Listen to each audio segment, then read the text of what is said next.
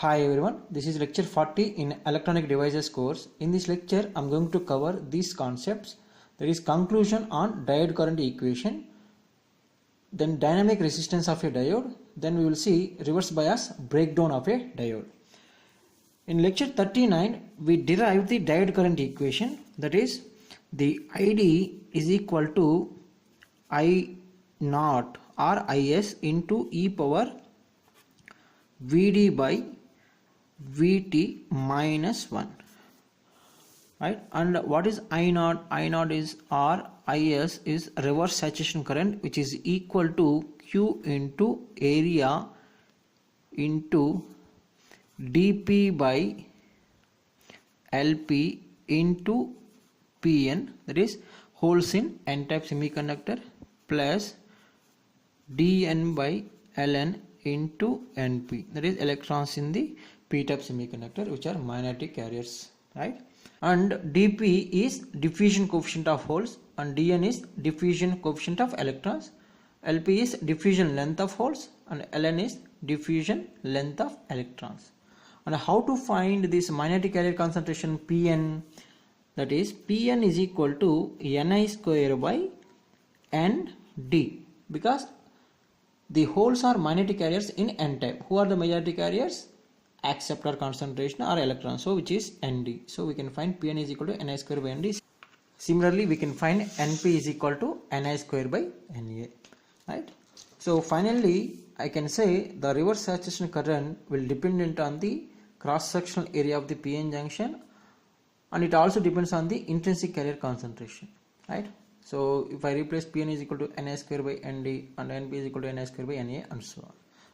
Now here we need to answer one question, that is when we make the diode is in forward bias, the current is due to either drift or diffusion or both. So that we need to answer now. That is, suppose the diode PN junction diode is in forward bias Vd or Vf, and the current will flow Id. So that current Id is due to diffusion current or due to drift or both, right? So this is very important question and we need to answer that. Now I will say this ID is based on purely drift. Very simple scenario I can say is, see, when it is in equilibrium condition, right, so there will not be any current flow. The moment we apply some external voltage, current start flowing. That means forcefully the electrons and holes are moving. So that mechanism is called drift mechanism. So the current which is in forward bias is based on drift current, right? But this drift current will divide into diffusion current and drift current. That is how we'll see now. So again I will draw this PN junction under forward bias. So this is P type and N type, and when we apply forward bias, that is positive plate of the battery connected to the P type semiconductor and negative plate of the battery is connected to the N type semiconductor. This is the V. So when we apply the forward bias, the current will produce, which is I, right? And we can assume that the depletion layer width decreases when we apply forward voltage or forward bias, and it disappears also. Now how I can say this I is due to drift? See, when we apply this positive plate or the voltage positive to the P side, so this positive plate will push holes towards N side. So forcefully we are moving them towards N side.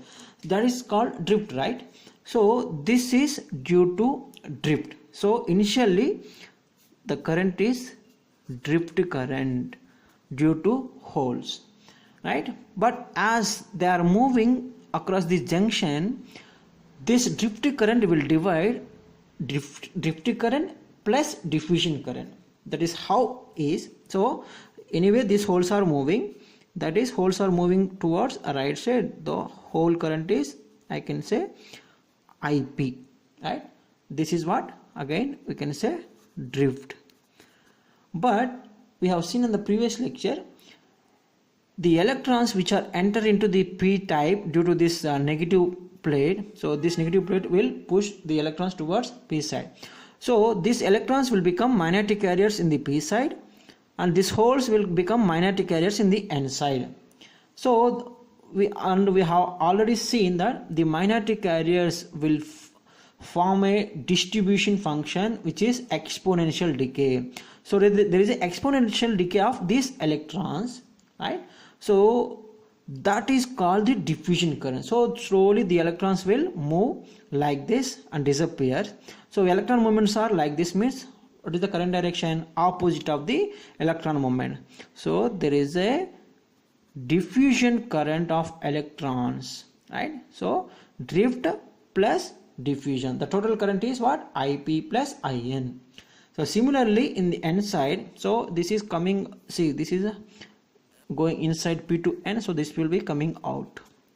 So initially the electrons moving from n to p, so electron movement is towards left side, though current direction is opposite. So this is the electron current which is by drift, and the moment the holes are jumped into this n side, they will become magnetic carriers and they will decay exponentially and disappear. So when they are moving, right, the diffusion current will flow. And what is the current direction? It is in the direction of holes. So this is the Ip. So this is the drift current and this is the diffusion current. So finally In plus Ip is equal to I. So this I, total current I, is mainly due to drift, but as the holes are electrons moving, this drift current will divide into drift current and diffusion current, right? So I'll show in another way. So this is, see, so see here, this diagram we have seen already so many times. So this is at the center and this is towards p side, this is towards n side.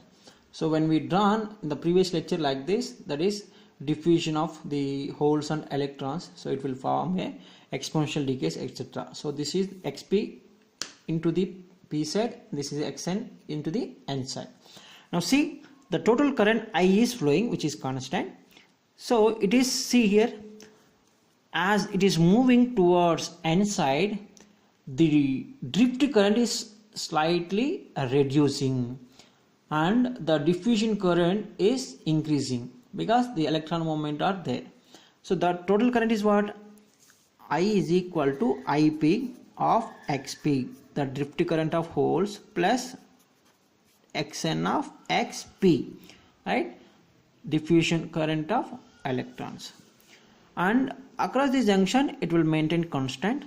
Then as it is entering into the n side, so these holes will become here magnetic carriers. So that current will keep on decreasing because the magnetic carrier will be recombining after some time, right? And what is this current? This is the electron current which is due to drift, right? See, after some time the diffusion current will come down to zero because the magnetic carriers will disappear. The only magnetic carriers will be there, that is pushed by the external voltage. So that's why the total current will be drift current. See here, so initially drift current, then it is dividing into drift and diffusion. See, when the electrons enter into this p side, they will become magnetics. So magnetic carrier current will be decreasing because the magnetic carriers will disappear after some distance, right? And mainly will have the magnetic carriers which is due to drift, right? The same thing will happen in the n side, right? So here also the total current is In of xn plus Ip of xn, right? So whole current with respect to the distance xn, electron current with respect to the distance xn. So I hope it is clear. Now using this equation, suppose the total current I is given and we can find the either this diffusion current or drift current. And we have seen in the previous lecture, so this is the diffusion current which can be written as Ip with respect to the xn is nothing but Q into A into dP by Lp, the excess hole concentration in n side, into e power minus xn by Lp. So similarly here In of xp will become negative minus qa dn by ln del n p into e power minus xp by ln, right? So these two equations we have seen in the previous lecture. If you are having any doubt, please refer to the lecture 39. So this is about the conclusion on the diode current equation, right? And I forgot to mention this current equation ID can also be written as I naught into e power Vd by eta Vt minus 1, right? Now we'll see one more concept, that is dynamic resistance of a diode, and we'll have another name for this one, that is also called AC resistance of a diode. So AC resistance or dynamic resistance. So it's very simple. So these are the IV characteristics of the diode, and what is this? Minus I naught reverse saturation current when it is in reverse bias. So this is the reverse bias and this is the forward bias.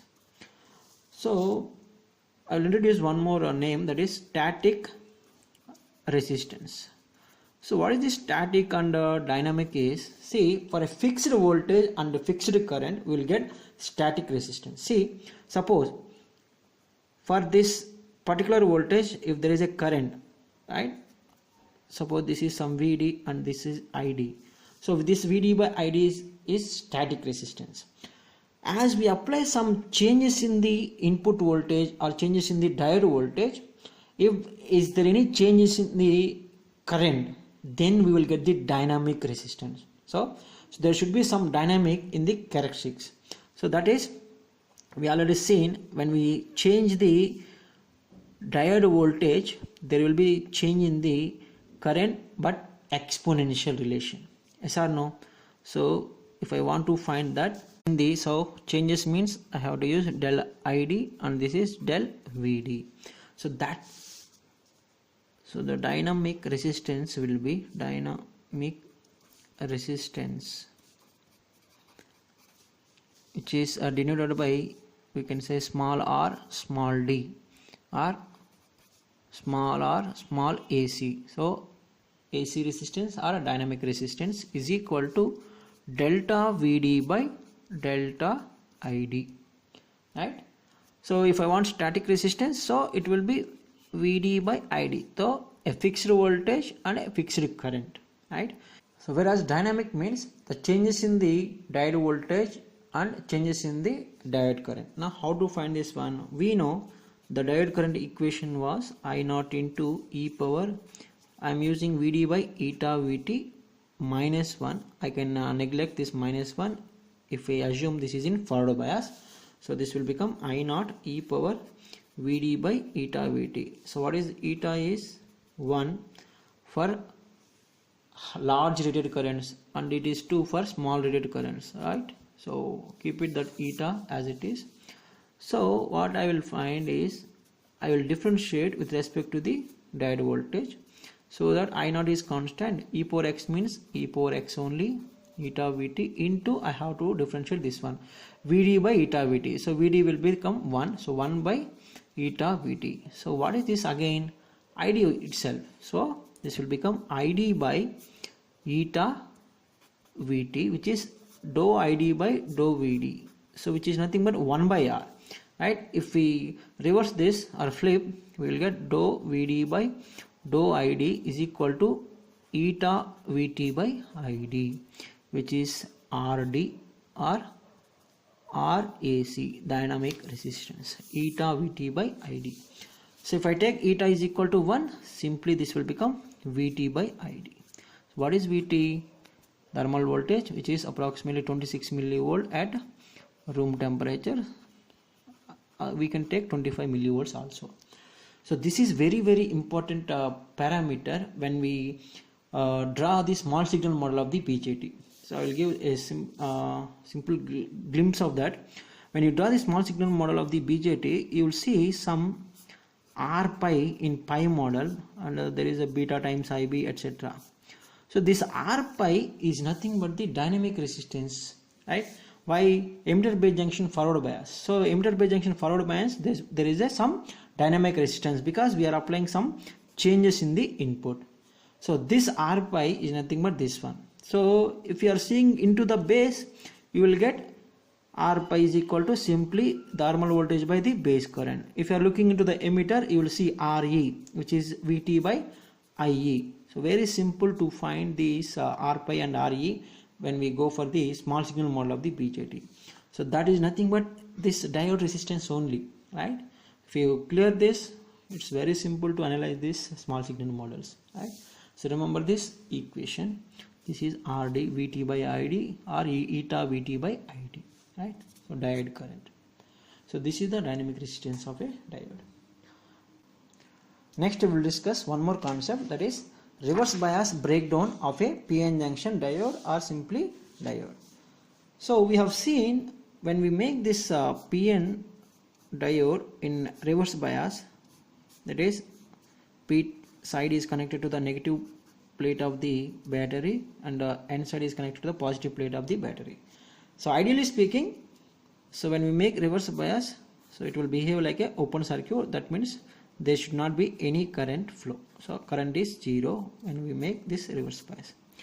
But when we go practically, so there is some current which is flowing from N to P that we have seen as reverse saturation current. So how that current is flowing and what happens when we keep on increasing the reverse voltage.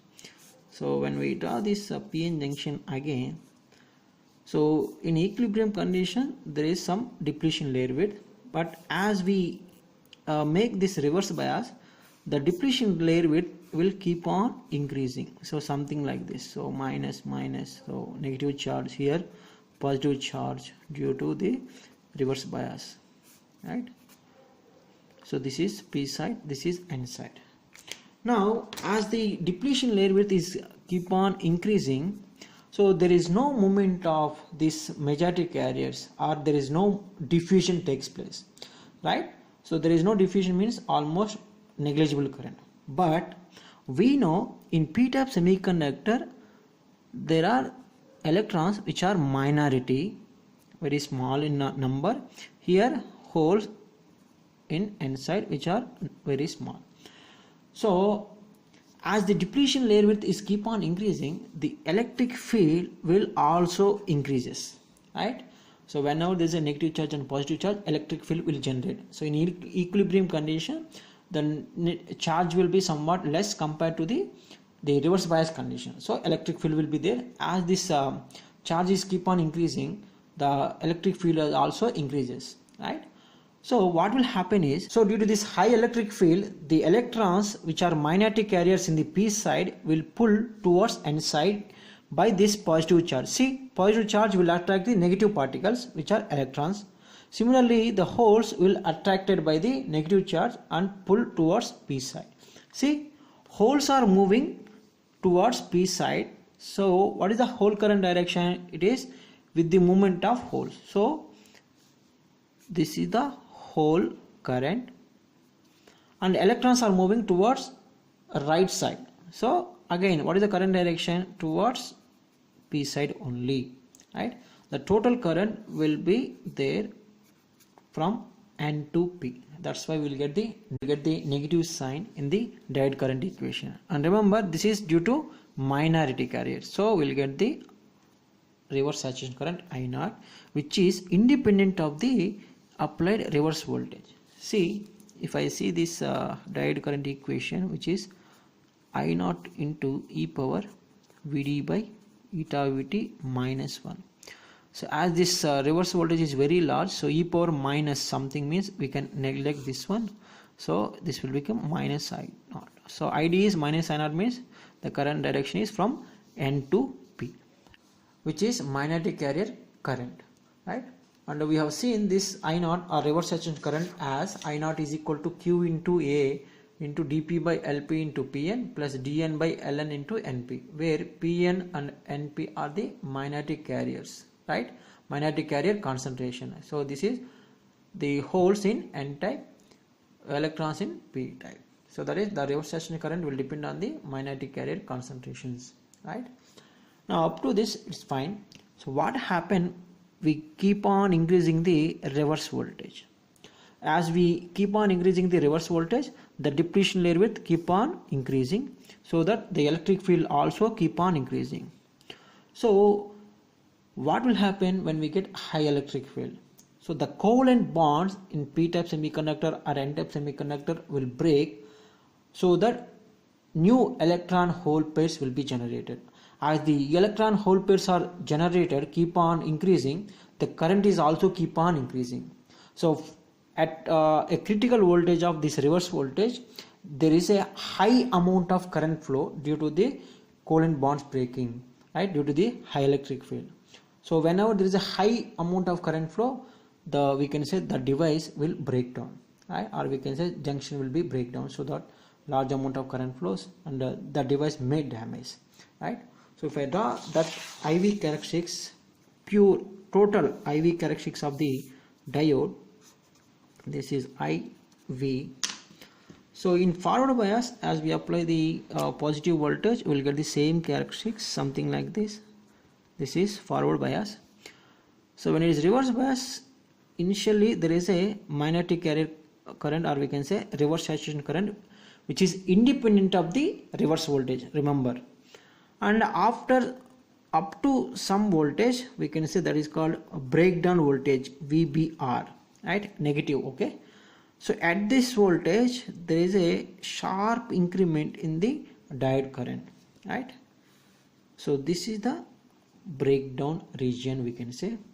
So this is in reverse bias. So at this breakdown voltage, the diode will enter into the breakdown region, right. So this current is reverse saturation current, which is independent of reverse bias voltage. So even though we are increasing the reverse voltage, this will be almost constant. But at VBR, that is breakdown voltage, the diode will enter into the breakdown region, so that the current will drastically changes, right. So this is the reverse breakdown current. Now we may think the moment the reverse breakdown happen, the device may damage. So it may not damage, right. Suppose, so generally when we purchase the diode, so they will provide one data sheet. So in the data sheet they will give the maximum possible currents. So what is the limitations of the current or the power dissipation across the diode? If that limit is there, then the device may survive after the breakdown also, right. Suppose if I say the maximum current is 25 milliamperes, even though the breakdown is happened, suppose this if we restrict this reverse breakdown current, suppose IBR I am saying, suppose 10 milliampere only, so the device can survive. The moment it is exceeding the 25 milliamperes, the device will burn, right. So the device will totally damage, right. That same thing will happen in the forward bias also, as it is exceeding the maximum current sometimes, so the device may damage. So sometimes in interviews they may ask, suppose if I apply up to the breakdown region, and suppose up to this point I have gone, now again if I come back to this voltage, will the device will work?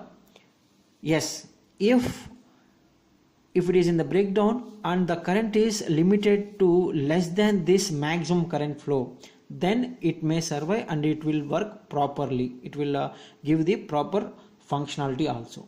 Unless until it is damaged, it will give the proper functionality. So it should not exceed the maximum limitations, right.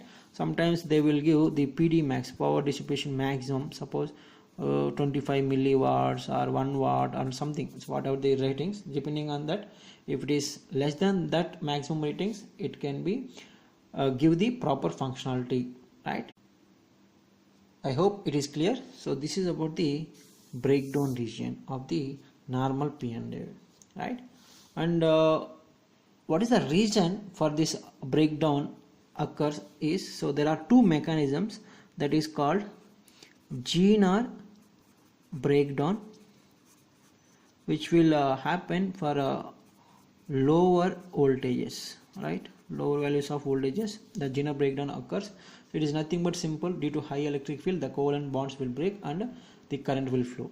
And there is one more breakdown region that is called avalanche multiplication or avalanche breakdown, right? So which are useful in Zener diode concept, right? So which is very useful device when we want voltage regulation, right? So this breakdown will happen due to two mechanisms, that is Zener breakdown and avalanche breakdown. When we discuss the Zener diode concept, I will explain these two mechanisms there, right? In the next lecture we will see the diode capacitances. So this is also very important concept for the gate point of view. So what are the different diode capacitances? In forward bias, what is the capacitance? How many capacitances are there? In reverse bias, how many capacitances are there? So diode capacitances. So I'll give some introduction. In forward bias, we'll have two capacitances. One is called diffusion capacitance, or we can say storage capacitance. One more is there, that is called junction capacitance, or we can say transition capacitance. And in reverse bias we'll have only one capacitance, that is again same junction capacitance or depletion or transition capacitance, right? So we'll discuss about these three capacitances in the next lecture.